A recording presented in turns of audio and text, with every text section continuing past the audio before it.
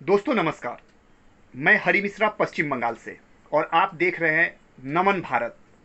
मेरे मित्रों, इस वीडियो के माध्यम से अपनी सोच आपके बीच रखना चाहता हूं। और आप अच्छी तरह जानते हो कि पूरी इंसानी हुकूमत कोरोना नामक वैश्विक महामारी से जूझ रही है और हमारे देश की परिस्थिति और ज़्यादा खराब है। पर मैं यहाँ कोविड-19 और कोरोना वायरस से संबंधित कुछ बात नहीं बताना चाहता, नहीं बोलना चाहता, क्योंकि आप अच्छी तरह जानते हो तत्कालीन परिस्थिति। इस वीडियो के माध्यम से जो मैं बात बताना चाहता हूं वो कंप्लीटली हमारे देश से संबंधित है और हमारे देश के भविष्य से संबंधित है। मेरे मित्रों, आप अच्छी तरह जानते हो कि इजराइल और फिलिस्तीन के बीच युद्ध चल रहा और फिलिस्तीन के समर्थन में पूरी इंसानी हुकूमत जहां तक बसती है वहां तक के सारे इस्लामिक जो मुल्क है वो फिलिस्तीन के समर्थन में खड़ी है। और उन लोग जो इस्लामिक मुल्क है उन्हें इस चीज़ से मतलब नहीं कि गलती किसकी है, फिलिस्तीन की गलती है या इजराइल की गलती है। उन्हें ये पता है कि जो फिलिस्तीन है वो इस्लामिक मुल्क है, इसलिए उनके समर्थन में खड़ा होना है। मेरे मित्रों, मैं इस वीडियो के माध्यम से मैं ये नहीं बोलना चाहता कि गलती इजराइल की है या गलती फिलिस्तीन की है। मैं कंप्लीटली अपने देश के भविष्य और अपने देश की तत्कालीन परिस्थिति पे ही नज़र डालूंगा। मेरे मित्रों, यहाँ 57 इस्लामिक मुल्क फिलिस्तीन के समर्थन में खड़े हैं, पर हमारे देश की परिस्थिति ऐसी है कि हमारा देश जब 1947 में आज़ाद हुआ तब पाकिस्तान बना। आप अच्छी तरह जानते हो 1971 में बांग्लादेश बना। जब पाकिस्तान बना था तो पाकिस्तान में हिंदुओं की आबादी करीब 22% थी। आज पाकिस्तान में हिंदुओं की आबादी लगभग 1% है। माने 21% हिंदू कहाँ गए? हमारे देश के तथाकथित सेकुलर कभी सोचते नहीं है, कभी नहीं सोचते हैं। बांग्लादेश जब बनी, बांग्लादेश 1971 में जब बना, जब आज़ाद हुआ, तो बांग्लादेश में हिंदुओं की आबादी 21% थी और आज 7% पे आ गई, ओनली 7। पर हमारे देश में तथाकथित जो सेकुलर है, जो अपने आप को सेकुलर बोल के 56 इंच का सीना करके गुमान और गुरूर करते हैं, वो लोग को जरा भी चिंता नहीं कि ये जो 21% जो हिंदू बांग्लादेश में थे वो हिंदू अभी बांग्लादेश में 7% कैसे हुए, ये चीज़ के बारे में वो कभी जिक्र नहीं करते। मेरे मित्रों, 1990 में कश्मीर में परिस्थिति क्या थी कि 4.5 लाख कश्मीरी पंडितों को बलात्कार करके, लूट के, गला काट के, खून खराबा, कत्लेआम करके, दंगा करके उन्हें निकाल के फेंक दिया गया और उनके घरों के सामने कागज चिपका दिया गया था, या इस्लाम धर्म अपना लो या कश्मीर घाटी छोड़ दो, पर अपनी बीबी और अपनी औरतों को यहाँ छोड़ के जाओ। पर उसके बारे में कोई भी तथाकथित सेकुलर कभी आवाज नहीं उठाता, ना कोई मीडिया चैनल उठाती है, ना कोई रास्ते पर उतरता है, ना कोई मोमबत्ती मिছিল निकालता है या जुलूस निकालता है। मेरे मित्रों, परिस्थिति ऐसी है कि पाकिस्तान बांग्लादेश की तो दूर दूर की बात है, हमारे देश में कश्मीरी पंडितों के लिए कोई आवाज नहीं उठाता। मैं पूछना चाहता हूं कि ये जो कौम है हमारी सनातन और सनातनी, हम कहते हैं अपने आप को हिंदू धर्म से संबंध रखते हैं, 100 करोड़ आबादी वाले देश में रहते हैं, एकमात्र देश पूरी दुनिया में है जो कि हिंदू मेजोरिटी वाला देश है, पर यहां हमें सेकुलर का ऐसा कीड़ा काट लिया कि हम लोग जब तक अपने हिंदू और सनातन धर्म को गाली नहीं देंगे और सिर्फ राजनीति के लिए, सिर्फ कुर्सी के लिए, प्रधानमंत्री के लिए, मुख्यमंत्री के लिए, सांसद के लिए, विधानसभा जीतने के लिए, कॉरपोरेशन जीतने के लिए, म्यूनिसिपैलिटी जीतने के लिए, प्रधान का पद जीतने के लिए, पंचायत समिति सदस्य बनने के लिए, माने काउंसिलर और पार्षद बनने के लिए, ये सिर्फ इसी के लिए हो रहा मेरे मित्रों। और सियासत में इतने डूब गए कि वो अपने हमारे देश के तथाकथित सेकुलर अपने देश के वजूद और अस्तित्व के साथ खिलवाड़ कर रहे हैं। उन्हें पता नहीं है कि वो अपने वजूद को अपने हाथ से मिटा रहे हैं। मेरे मित्रों, जैसे हम अपने हाथ में रेत मतलब बालू जब कस के हाथ में लेके मुट्ठी बंद कर देते हैं, उसके बावजूद भी रेत और बालू धीरे धीरे हमारे मुट्ठी से फिसलता है, पर हमें लगता है कि हम मुट्ठी बहुत टाइट करके बांधे हुए हैं और रेत नहीं गिरना, पर रेत धीरे धीरे फिसलता रहता है। ठीक वैसे ही हमारा वजूद धीरे धीरे फिसल रहा।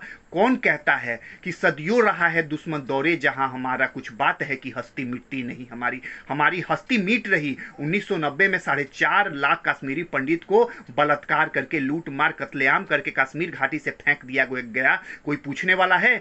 यहाँ केरल में हर महीने या हर सप्ते आरएसएस के या कोई ना कोई बंदे को कत्लेआम किया जाता है, मार दिया जाता है, मंदिर के पुजेरी को मार दिया जाता है, पर कोई सवाल नहीं उठाता है। किराना में जो घटना हुआ उसके बारे में कोई नहीं बोलता। और 2 मई को जो बंगाल में ये जो इलेक्शन का रिजल्ट आया, उसके बाद हिंदुओं के साथ जो जास्ती हुई, बलात्कार हुआ, लूट मार हुआ, दुकान लूट लिया गया, जेसीबी से घर तोड़ा गया, और लगभग 300-400 यहाँ हिंदू जाके असम माने बगल वाले राज्य में वहाँ कैंप में हैं, उसके बावजूद भी आंख नहीं खुल रहा। अगर ये बात मैं वीडियो में बोल रहा और फेसबुक, व्हाट्सएप या सोशल मीडिया में छोड़ूंगा तो हमारे देश के तथाकथित लोग बोलेंगे कि अभी कोरोना का समय है और ये हिंदू मुस्लिम और देश की एकता, अखंडता, संप्रभुता की बात करते हैं। अगर मैं जरा भी अपने देश की एकता, अखंडता की बात करेंगे तो लोग बोलेंगे पेट्रोल 100 रुपया हो गया, डीजल 90 रुपया हो गया। मेरे मित्रों, ये गहराई में जाते नहीं, पता नहीं इन्हें कौन सा इंजेक्शन या अफीम या गांजा पिला दिया गया है, चरस पिला दिया गया कि इतना ज्यादा सेकुलर का कीड़ा कट गया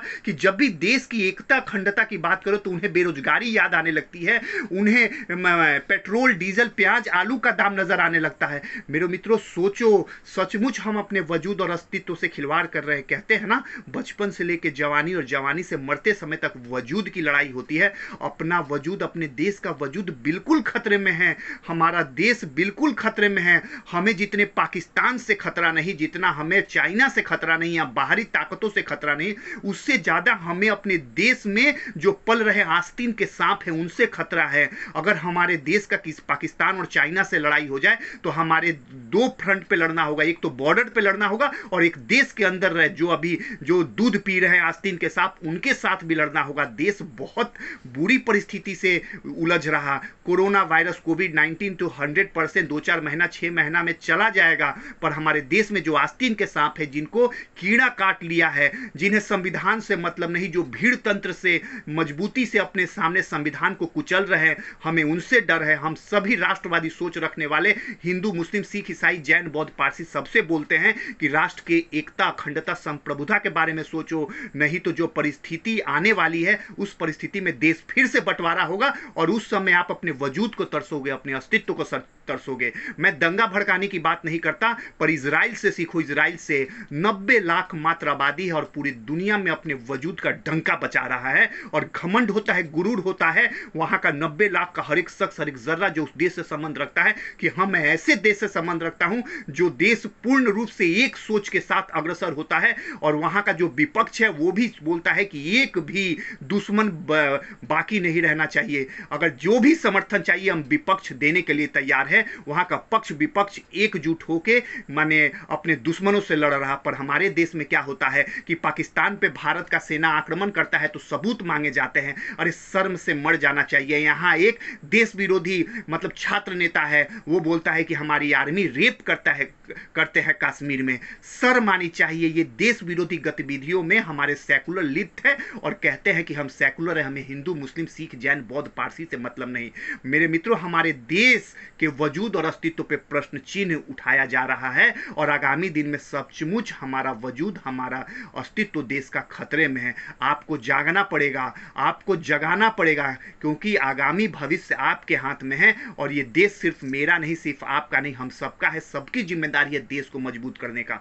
मैं कुछ नहीं बोलता, इजराइल से सीखो, इजराइल से देखो कि सीखो कि कैसे सर उठा के पूरी इंसानी हुकूमत जहां तक बसती है उनके सामने सर उठा के एकजुट होकर वो लड़ रहे हैं। मैं और ज्यादा नहीं कुछ बोलना चाहता और कुछ नहीं बोलना चाहता। और आपके अंदर में जो इंजेक्शन दिया जाता है कि सदियों रहा है दुश्मन दौड़े जहां हमारा, कुछ बात है कि हस्ती मिटती नहीं, हमारी हस्ती मिट रही। कश्मीर चला गया है, कश्मीर चला गया है। कश्मीर में हिंदू रह नहीं सकते। ऐसी परिस्थिति रहोगे तो कत्लेआम कर दिया जाएगा, बलात्कार कर दिया जाएगा। ये परिस्थिति है और बंगाल भी उसी रास्ते पे जा रहा है। आप जागो जागो, अभी भी थोड़ा बहुत समय बाकी है, ज्यादा नहीं। हो सकता है यहाँ जो तृणमूल से संबंध रखने वाले, कांग्रेस से, सीपीएम से संबंध रखने वाले, वो इस बात को भी राजनीति से तौलेंगे कि हरि मिश्रा बीजेपी करता है इसलिए बीजेपी के समर्थन में। भाड़ में जाए सारी राजनीति। पहले मेरा देश है, पहले मेरा देश है, हिंदुस्तान है, भारत है, इंडिया, उसके बाद कोई चीज आती है। मेरे मित्रों, मैं पूर्ण रूप से राष्ट्रवाद सोच के साथ आगे बढ़ता हूं। ये अच्छा लगे मेरा वीडियो तो शेयर करो और मेरी बात पे अमल करो और लोगों के अंदर देश के प्रति मोहब्बत जगाओ, देश के महापुरुषों के बारे में पढ़ाओ, नेताजी सुभाष चंद्र बोस, वीर उधम सिंह, शहीद आजम भगत सिंह, राणा प्रताप के बारे में, वीर शिवाजी के बारे में पढ़ाओ जाओ, बप्पा रावल के बारे में पढ़ाया जाए, रानी लक्ष्मीबाई के बारे में पढ़ाया जाए, चंद्रशेखर आजाद के बारे में पढ़ाया जाए। वो सब महान हस्तियों और विभूतियों के बारे में अगर पढ़ाया जाए तो देश में सूरवीर पैदा होंगे और देश के प्रति मर मिटने वाले नौजवान पैदा होंगे और देश हमारा दुनिया का सबसे ताकतवर मुल्क बन के उभरेगा। और मैं कुछ नहीं कहना चाहता, इजराइल से सीखो, इजराइल से सीखो। भारत माता की जय।